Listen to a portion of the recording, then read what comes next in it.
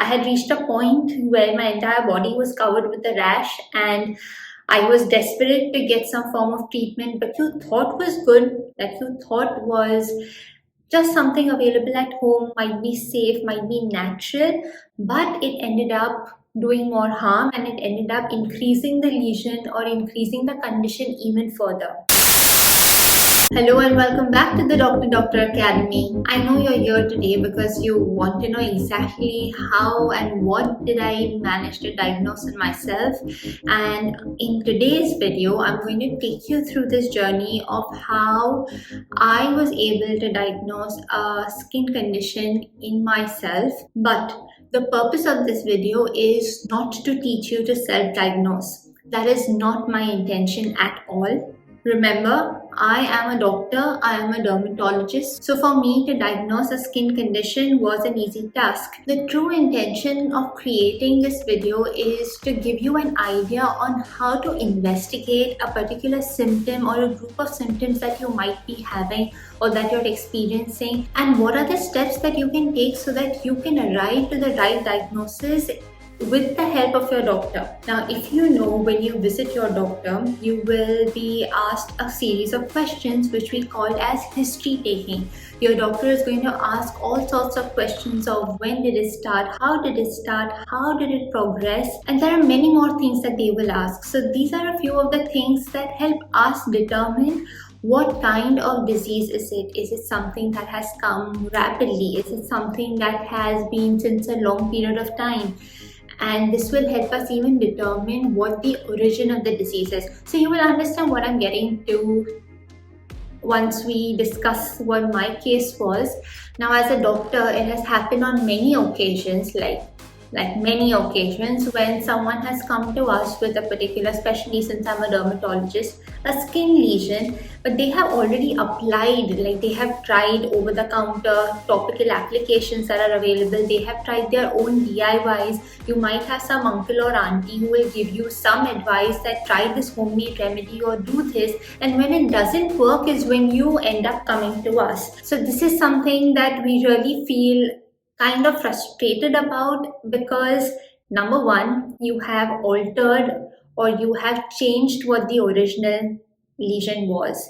So this will make it more difficult to arrive to what the actual diagnosis was. Number two, there is a possibility that you could have irritated the lesion or you could have irritated your skin by applying something that you thought was good, that you thought was just something available at home, might be safe, might be natural, but it ended up doing more harm and it ended up increasing the lesion or increasing the condition even further. Like, we are in this day and age of DIYs and homemade remedies, and I completely support certain things and certain remedies, but they have to be done in consultation with a doctor. So whether you choose to go the conventional route or you want to go for an alternative source of medicine for treatment, whatever it is, you have to work with an expert. You need to work with a specialist to reach the diagnosis. Like, it was tough for me as well to reach the diagnosis. Like, I had reached a point where my entire body was covered with a rash and I was desperate to get some form of treatment because I was scared that it would get transmitted to my little one if it was not what I was thinking. What if it was infectious? And I was also scared of it increasing further on the rest of my body as well. So definitely, skin conditions are slightly scary because they are very visual. You can see what is happening on your skin, on your body. So today I'm going to give you this perspective of how a doctor thinks and what a patient experiences and what is happening in both their minds. Okay, I'll stop speaking more. You all will understand once we go through my case. So without any further ado, let's begin our detective work.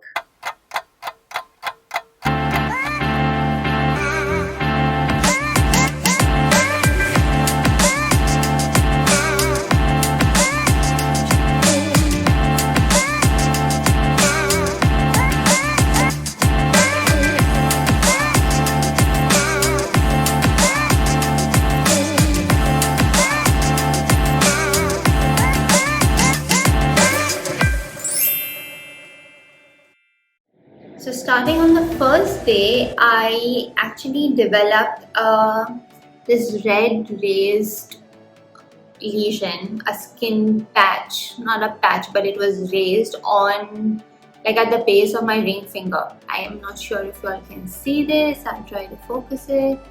So right now it is way better. So I used to wear my ring on this finger, and what happened coincidentally is I had also burnt myself over there. So I assumed that when this lesion came up, it was kind of a scald or a burn.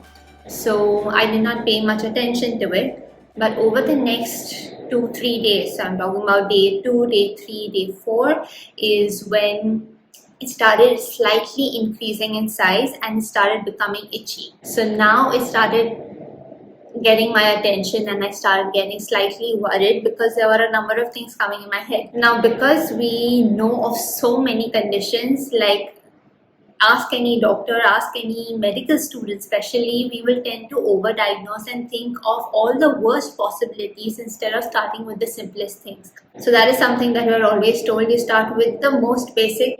So in case you're a doctor or a medical student, keep this in mind. You always think of the worst, but you also stick to the basics, right? So what I did was, it started catching my attention. So the things that came to my mind are, number one, it could be just my burn, which has got irritated because of the amount of soap and washing of vessels and washing of clothes, like the homework. I'm also allergic to the rubber glove, the powdered rubber gloves especially. So I take a lot of care to make sure that in the clinic I do not end up wearing those. So I thought maybe that is aggravating and irritating an already inflamed skin. Another thing that came to my mind is I have been having a toenail fungus, and I am on the process of getting rid of it. I got it during my residency. So that was another thing I learned, is never to wear open footwear, especially if you're dealing or in a situation where you think there are more infectious pathologies. In that case, I was working in a skin OPD during my residency, which was hectic, and we had so many patients to see in a day, and we had so many samples to collect. And of those, there were a lot of cases of onychomycosis, which is nothing but the toenail or fingernail fungus that we see very commonly. So we have to clip those samples and send it to the lab to see what kind of fungus is growing and give treatment accordingly. So I got that from then, and I did not pay attention to it, and it kept increasing. So basically, I thought that because I am now being my own surgeon and trying to get rid of that entire diseased nail, and because I was handling it, I thought there is a possibility that that could have started the fungal infection over here. So that is another pointer to learn. If you have a nail fungal infection, that could be of your fingernails or that could be of your toenails. If you have a fungal nail infection, it is very likely that you can also develop skin fungal infections. It is not necessary. There are people who have nail fungus for many years, but we have seen very commonly, if you develop recurrent, means if you repeatedly keep getting skin fungal infections and it's not getting treated completely, there is a possibility you're having an underlying source somewhere in your nail which is contributing to it. So that's just one thing to keep in mind. So I thought that maybe this was tinea, that is the most common skin fungal infection that is developing over here. So I'm scared of fungal infections because they are notorious to treat. And that was something that I kept in mind. It was starting to get very itchy. It was starting to increase in its size as well. So I told myself that I'm going to now be observant and I'm going to keep track of it. Another thing that I thought was maybe I wear my wedding ring on my ring finger, and I have nickel allergies and allergies to artificial jewelry in general. And I really suffered a lot during my childhood. There was a time when I couldn't wear any form of artificial jewelry or any form of earring, especially because I used to love wearing earrings, but I just couldn't wear it because my ear would become swollen, red, inflamed, and keep oozing and crusting. And so I thought that maybe it is the wedding ring, which was supposed to be, and which I am assuming is made up of pure gold, but it But we cannot have like pure gold. We all know that it has some form of other alloys and metals as well to give that hardness to the ring. So I thought maybe my body is still in the postpartum phase where it hasn't healed, because I had a complicated pregnancy and postpartum as well. So I thought that it is my body that is exaggerating and reacting to this right now. So I removed my ring just to make sure that if that was irritating and causing that lesion to grow, it should not be aggravating it further. So the ring went out. So right now, my possible differential diagnosis, maybe it was a metal allergy, maybe it was a fungal infection, maybe it was a burn or a scald that was still not healing because I was not keeping my hands completely dry, and it was not free of any irritants per se because of the kind of work that I'm into. So what I did during this time is, when my mind was coming up with all these different thoughts of what exactly could have caused this, is I tried to make sure that I do not apply as much as I was tempted to apply any sort of topical steroid cream. Now, getting an over-the-counter mild form of corticosteroid, a steroid cream, is very easy. And the first defense and the first thing that you see in a TV commercial, or that people generally recommend or think who go over the counter and especially take the advice of the chemist, and they are of maybe wishing well for you so that your symptoms get relieved, will give you something that invariably has some form of steroid in it. Now, steroid has this ability to suppress the inflammation now. So you will temporarily feel that your skin condition or your lesion is becoming better. But what it is actually doing is, it is just reducing the amount of redness or the itching that is associated with it. But that is going to come up if that underlying cause, if that underlying thing has not been treated. Are you understanding what I'm getting to? So as much as I was tempted because it was increasing, it was itchy, I wanted to make sure that I knew exactly what it was before I started treating it. So I only kept it moisturized with a moisturizer, or when I felt it was really dry and it was very itchy, I used some form of oil to just calm it down. But I resisted my temptation from applying anything that had an active ingredient that could have possibly treated it. I wanted to see what it was getting to and what was happening further. So the learning point over here is, however tempted you might be to self-treat or to self-apply something, either out of your own knowledge or what a well-wisher might tell you, resist that temptation to apply anything until and unless it is really rapidly increasing and you're very sure of what it is and you need to take care of that situation. But with skin conditions, I've seen that is slightly unlikely until and unless it's an infection that is rapidly spreading, or there are certain conditions, but we're not speaking about those. You will definitely go to the doctor by then. What I'm speaking about is when you get that frictional rash, or if you're getting that fungal rash, or if you're getting any form of contact allergies and you are tempted to apply something just to suppress the inflammation, you need to stop doing that. Okay? Now, during this time, I also developed a mild form of fever, and I was having in general body ache, tiredness, just mild flu-like symptoms, which I thought was, again, I attributed to the kind of stress or the fact that my little one is still not sleeping through the night. So maybe it is that compounded tiredness that is attributing to it. So I ignored it then. I just took whatever symptomatic relief I needed to go through my day during those few days. Now this is between day 2 to day 7 roughly. Alright. By day 6, 7, my lesion had stabilized. It was just a big red inflamed lesion that was present at the base of my ring finger. It was itchy, like there were times when I really wanted to itch, but I tried to control it as far as possible and take all measures to soothe it. So that brings us to learning tip number 2. If you feel like really itching or scratching, now this is especially when you have dry skin conditions like eczema, psoriasis, or just dry skin in general with age, or any itchy condition like even a fungal infection, you really want to itch.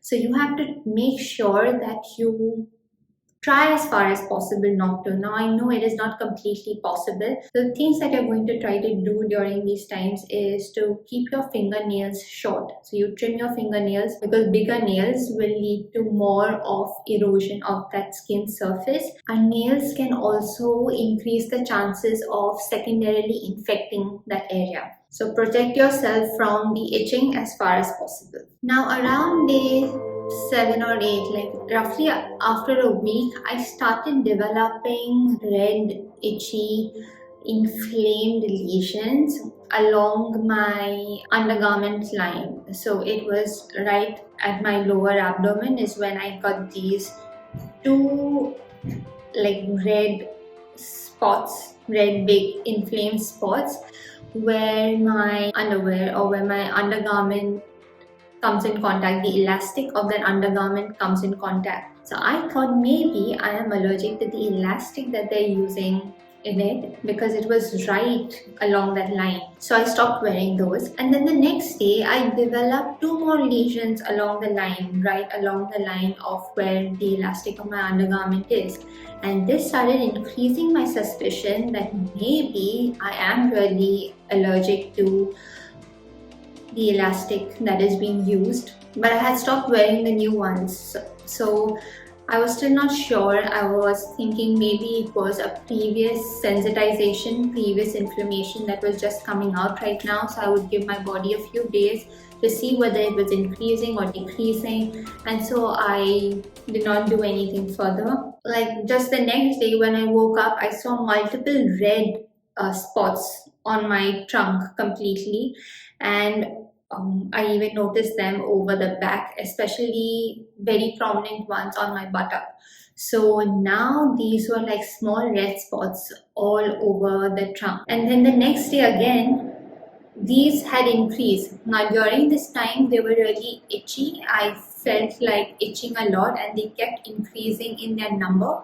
They kept increasing in their size. So they started right around my lower abdomen and my groin area, and then it started rapidly increasing upwards. So now my thoughts started going towards maybe this could be scabies. Like scabies generally starts in the wet spaces and in the genital and the folds, and mine was around the groin buttock area, and then it started increasing over there. But I just could not find where could I have contracted scabies from, because I wasn't in contact with anyone or any place that I thought where someone had scabies. Another thought that came to my mind is maybe this could be a systematized form of a contact allergy. Now there is a condition where you might be allergic to a particular local thing, but maybe that inflammation is taking place throughout the body, and that will manifest like in an entire rash form. So maybe I thought that this could be that happening. There were many things that were coming to mind. I cannot really discuss all of these things, and it doesn't even matter. Like you might not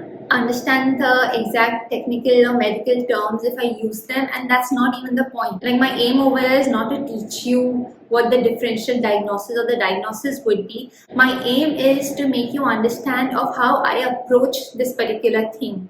Again, keep in mind, this was just a mild skin infection that I am discussing. I have gone through a lot more serious things throughout so far, and even you might, and we're not speaking about those.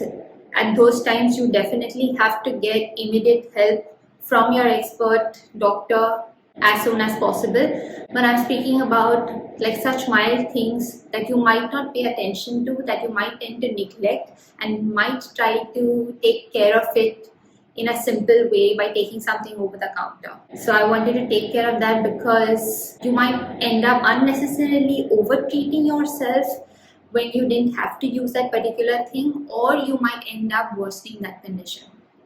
Alright, so now when I saw that my entire body was like red and inflamed and itchy, I was scared, because now I actually started thinking that I was developing a form of, probably it looked like a viral rash, which could get transmitted to my little one. Now, being an adult, getting treatment is a different thing, but when it comes to little children, it becomes very difficult to take care of it because they are still in that stage where you cannot tell them don't itch and they won't, right?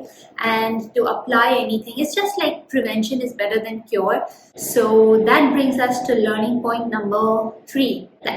If you feel your skin condition is infectious or it can get transmitted, or if you think you have any form of viral illness, this could also be in the form of a viral throat infection or a runny nose, anything that you know can get transmitted to another person, like your family member, it is better to avoid contact. It is better to maintain that distance so that it does not get transmitted and that cycle does not continue. I know this becomes very difficult when you're all staying together in the same house or when you're working in the same office, but it is your responsibility to at least let the other people know so that they can take those precautions. So things like washing your hands frequently, keeping your clothing separate, that includes your napkins, towels, everything, washing them separately. All these little points will help prevent transmission of these diseases. And by the end of 2 weeks, I had it all over my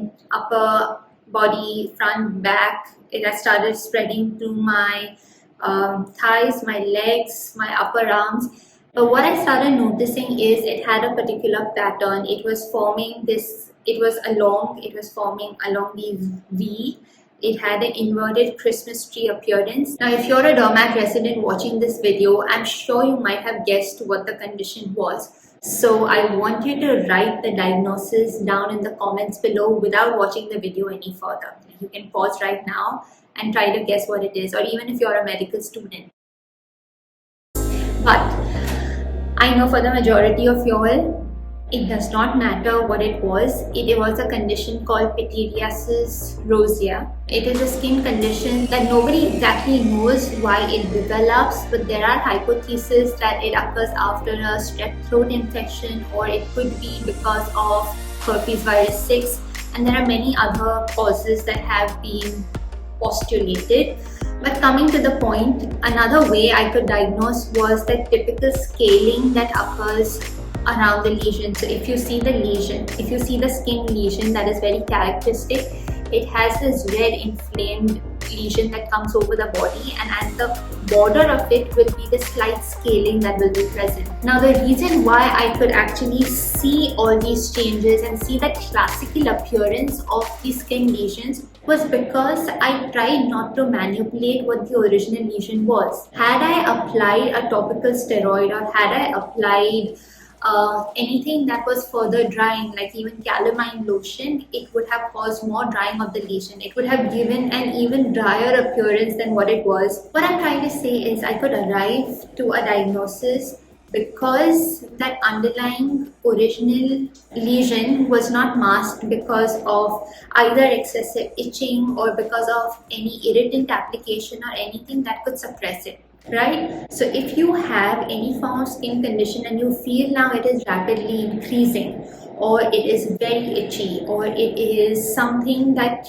is not normal, it's not something that you can just apply a moisturizer with and it will be fine, then you should go and show it to your dermatologist or to your doctor. Another clue that now I think retrospectively was the big lesion that I had developed over the base of my ring finger was the Ħeral patch. It is called the Ħeral patch because it actually comes way before the actual other skin lesions come. It is kind of giving a warning that the other ones are coming. So the Ħeral patch, the typical polar red scaling, the inverted Christmas tree appearance, this classical appearance along with the mild flu-like symptoms that I experienced. Now that I think retrospectively, I also had a very scratchy throat that I tried to symptomatically take care of. And I thought at that time it was because of the amount of ice cream that I was having. It's really hot in here right now, and I am on this ice cream splurge state where I am enjoying having it. So I thought maybe I was having excessive ice cream, and we tend to think that having a lot of cold things might lead to a sore throat. So I thought it was because of that.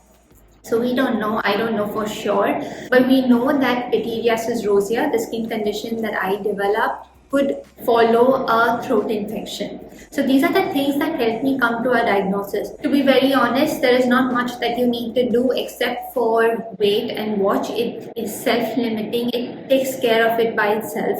The only thing is we need to be patient and we need to let the body take its own course. Now I again want to emphasize, today what we discussed was only a mild skin infection. What I was trying to drive home the point across was this could be in terms of any form of symptom that you might be experiencing. Through this video, I want you to understand how to become a detective of your own symptoms if at all there is something that you have been experiencing. Now, if you get a lot of red, itchy rash in your folds, like in your groins or in your underarms, and it is really hot and humid, and you get these small satellite lesions or small pus-filled lesions that are present around it, that could be a candidal infection. Now, coming from a doctor's perspective, the reason why we ask so many questions is because we know how a particular condition presents, how a particular condition can start with, how it can progress, and what is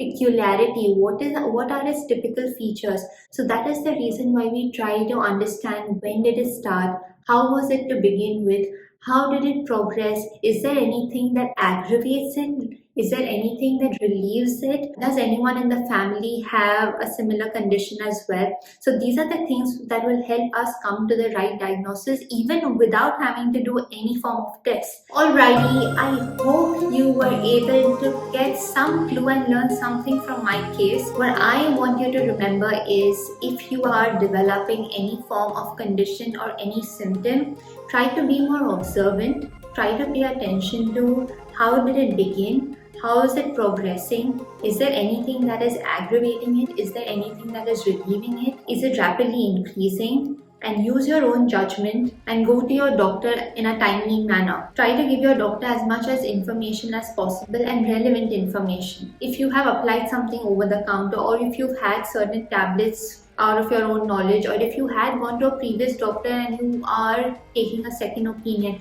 or whatever it is, just take everything along with you so that it becomes easier for your doctor to understand what have you done so far, what has happened so far, and what is the possible thing that it is. Because ultimately, you and your doctor are going to work together to diagnose something accurately, diagnose it correctly, and start treatment as soon as possible and get rid of it. We all want you to be happy and healthy at the end of the day.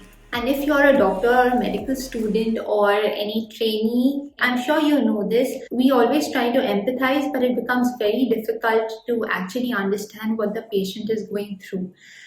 Alright, even like something as simple as itching, it is so difficult to control, and it is just crazy. Like when you have to do it, it is just impossible to not do it. We have to understand that if a person has tried certain remedies that he shouldn't have, or has done something which has worsened the condition, he tried to do it only with the best interest in mind, and it isn't his fault, because there is a lot of information and I think misinformation online available.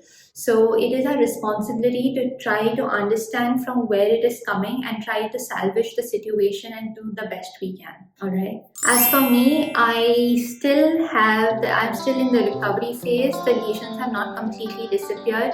But now that I know what it is, I am relaxed and I have that peace of mind. But when it was happening, I was worried, because skin conditions are something that you can actually see, and seeing your baby or your loved one having that rash over the entire body is very scary. Like, though there are many conditions that might not be something that we need to worry about, but looking at it is scary. I hope you learned something today, and I would love to know if you have any experiences of doing something, of being able to diagnose something timely for yourself or your loved ones, and what are the measures that you took to take care of it. Remember, we are not giving medical advice over here. It is just a very healthy community and a beautiful community that we have, and I am so blessed to have you all. As always, continue to grow, thrive and shine. I only wish the very best for you. Take care. I'll see you soon.